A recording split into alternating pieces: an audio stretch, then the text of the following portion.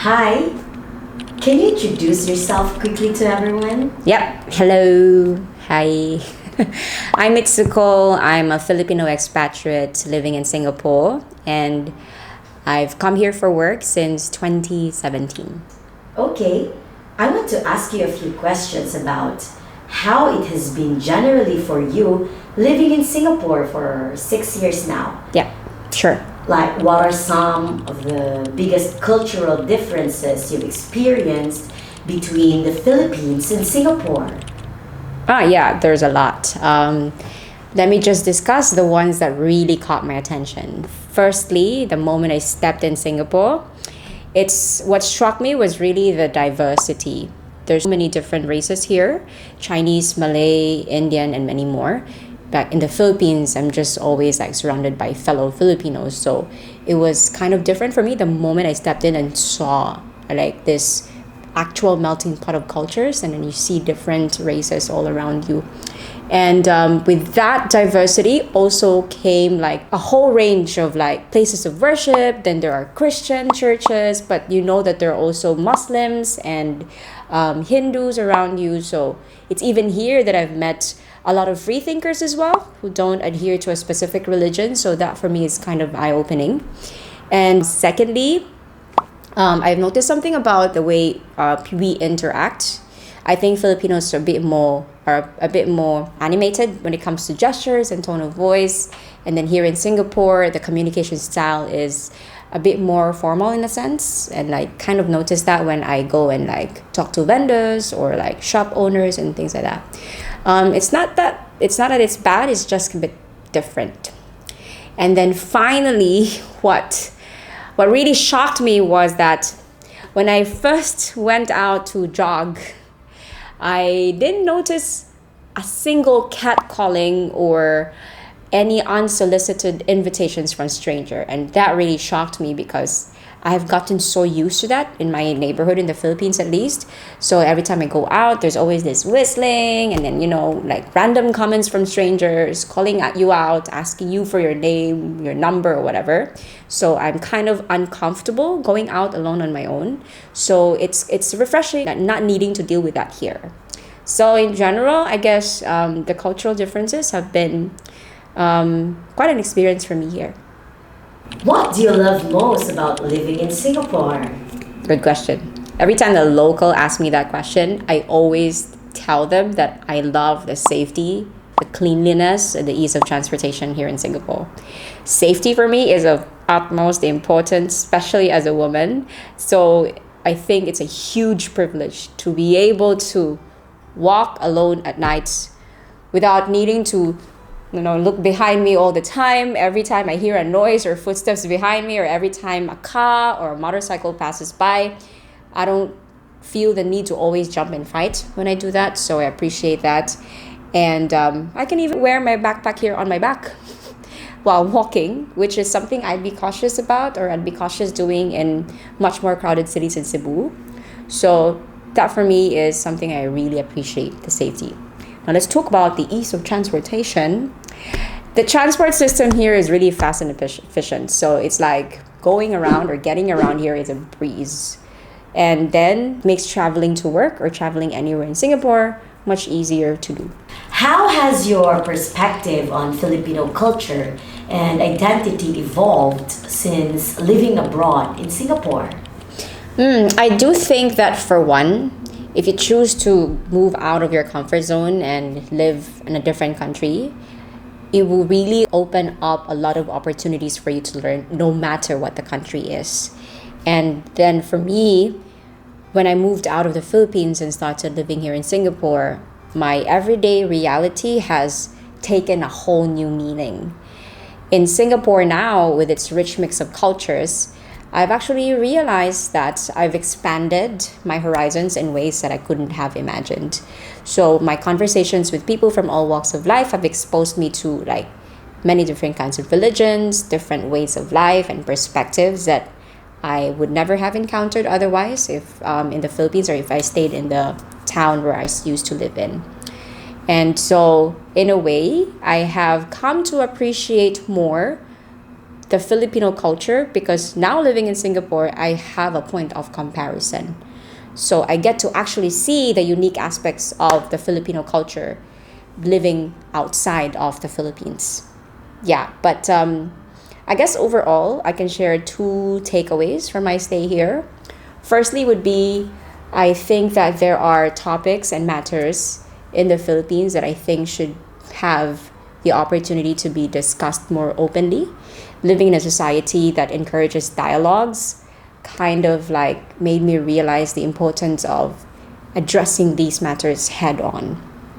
And seeing the progressiveness in Singapore, its security, its education, and all these things, I couldn't help but really have hope that Philippines will definitely be able to catch up and achieve the same things, probably even more, the way Singapore managed to do so. Have you encountered any language barriers or challenges with communication in Singapore? Yeah, well, I'm very lucky that a lot of people here speak English already. I still had to take some time to adjust, trying to understand them here at the beginning because of the accent and because people here, I feel like they speak much faster as well. So in that sense, I have to adjust. But over time, I was able to adapt, and I'm even using their fillers, one that they put it at the end of their sentences. I'm even adapting them myself, like no la, like that. As a teacher, I specifically had to do a quick overhaul of my English because in the Philippines, I grew up learning American English, but here they are leaning more towards British English. So while I do not really need to speak in British accent, I still have to learn them in such a way that I know the choice of words and the spelling. Because, for example, they spell color as COLOUR instead of COLOR. And then they say lift instead of elevator, things like that. So, yeah, but all in all, you get to adapt over time. So, have you encountered any misconceptions or stereotypes about Filipinos while living in Singapore? And how do you handle such situations? Yeah, but nothing major, I would say. But I did notice a couple. For example, because there's a lot of domestic helpers and nurses here, I've come across a few Singaporeans who just kind of assumed that I was either a domestic helper or a nurse. I didn't take offense, but the thing is, they never asked. They just assumed, failing to at least consider the diversity of professions of Filipinos living here in Singapore. So that's one. And then doctors. There was a doctor who I came in, and because I was about to do a health check, he assumed that I had immunity for like Hepa A. I forgot it was Hepa A or Hepa B, hepatitis A or hepatitis B. He assumed that I was immune not because my parents vaccinated me, but because I just got it in the Philippines and I was, I got it somewhere and I was just immune after that. So those were just a few things I could remember. How do I deal with these stereotypes? My usual reaction will always be to, ask them back innocently, like, oh, why do you think that? Like, oh, you think that's funny? Or like, oh, how did you, what are the things you observed to assume that I'm like this or I'm like that? So when you start asking them those questions, you kind of see them, it takes them aback. And then they start realizing that a lot of their comments come from very broad generalization of things like that.